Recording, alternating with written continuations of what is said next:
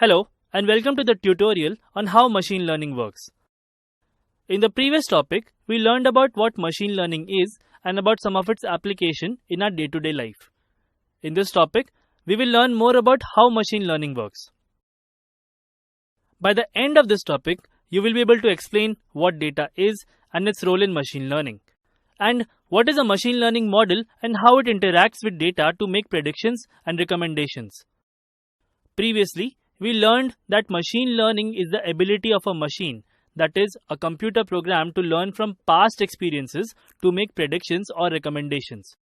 The past experiences in the context of a computer program is nothing but the data it has of past events, observations, or behaviors. So what is data?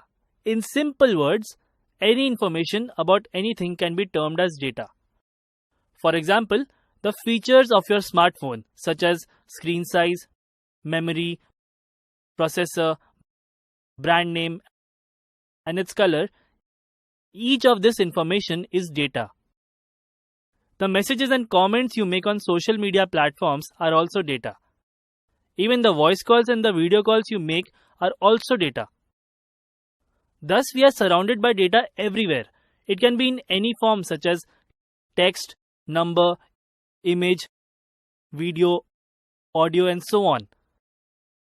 When you search something on Google, information like your location, your device type, internet service provider, internet speed, the search query you type, your past search history and what kind of results you have clicked on previously, information on what search results other people with similar search queries clicked on, and finally the content of the web pages whose links are shown as results are examples of some of the data that Google uses to determine and show you the relevant results. When you are on Netflix, it uses the data about the movies you may have watched or browsed previously, such as their genre, star cast, duration, language, and so on, to decide which movies to recommend you next. That is why, if you have watched Golmaal Returns earlier, it is likely to show Judwaa 2, Happy New Year as next movies you could watch.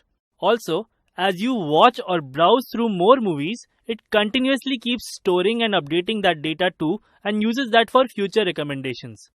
When you book tickets on IRCTC and suppose you find that the ticket is in waitlist, then it also shows you probability of your ticket getting confirmed. What data do you think IRCTC uses to predict this? Yes, as you may have guessed, some of the data it is likely to use are the train's past bookings and cancellation history, its current booking status, and how long you have been on the waitlist at the moment, and so on. You would notice that it keeps updating its predictions as more people book or cancel their tickets. Similarly, banks also maintain data about their customers, such as customer's age, his occupation, how much he earns, where does he live, whether he has his own house or lives in a rented property, how much loan he has taken in the past, and whether he repaid it on time or not, and so on, to determine the customer's creditworthiness. So from all these examples, we can see that data is at the heart of machine learning, and it is the data which enables machine learning to do all the amazing things it does. The amount of data produced, captured, and analyzed has seen an exponential rise in the last few years, resulting in rapid advancements in the field of machine learning and its applications. The more data you have, the more patterns and insights you can derive from it and use them for a variety of tasks and to answer a number of questions. Today, billions of searches are made on Google every day, and billions of people watch videos on YouTube or like or comment on something on social media such as Facebook.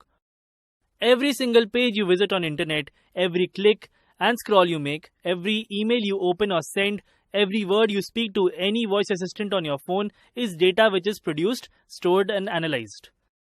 This data generation and capturing is not limited just to the online world anymore. If you use a fitness band, your health parameters such as heartbeat, body temperature, pulse rate, and data on your physical activity is being generated and recorded continuously. Similarly, when you travel from one place to another, and if you use Google Maps, a lot of data is generated for your journey, such as the route you took, your average time, stops you made in between, and so on. All of this data is captured. As you can imagine, the sheer amount of data that is generated and captured today is mind-boggling. This will continue to grow even further as data from billions of devices such as the lighting system at your home, the CCTVs, the fire alarms, the cars, the refrigerators, and so on will start getting captured via Internet of Things in the future.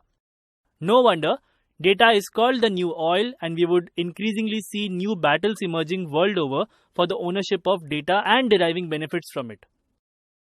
Given the size of the data, it is impossible for a human being to analyze it manually and discover patterns and insights from it. That is why machine learning is becoming so popular and also making more and more accurate predictions. Okay, now we know a bit about what data is and how it is powering machine learning. But how does one discover patterns and insight from this data to accomplish intelligent tasks such as making predictions or recommendations that we have discussed previously? This is the role of machine learning models or algorithms. The way a computer program takes certain inputs, processes it, and gives an output, similarly, a machine learning model or a ML model takes the data as an input, processes it, and comes up with patterns and insights. Let's call it intelligence as an output. Throughout this training program, we would study about various machine learning models in detail. For now, you can think of ML model as a black box which can analyze lots of data and come up with answer for a question we are interested in. Let's see how. Let's take an example of a bank approving loan for its customer, and the question we want to answer is whether the bank should approve the loan for this customer or not. The bank has all the information, or let's say data, about the customer such as his age, address, occupation, income, his bank balance, and his deposit and withdrawal patterns. But how would a ML model look at this information to decide whether this customer should be given the loan or not? For this, the model needs to answer whether the customer will repay the loan on time or not. It is because if he doesn't repay, the bank will lose the money it lent to the customer. So how will a machine learning model predict this? The machine learning model will analyze the data of all past customers to whom the bank lent money, whether they repaid the loan on time or not, and it will identify a pattern in this data as to who is likely to repay and who is not. Now, if the customer's information matches with the pattern of the customers who were good, that is, repaid the loan on time, his loan will be approved, else the loan will not be approved. So, a machine learning model derives patterns and insights from past data and applies that intelligence on a new piece of data to make predictions or decisions about it. That's it in this tutorial. In the next tutorial, we will learn about different types of machine learning. See you then.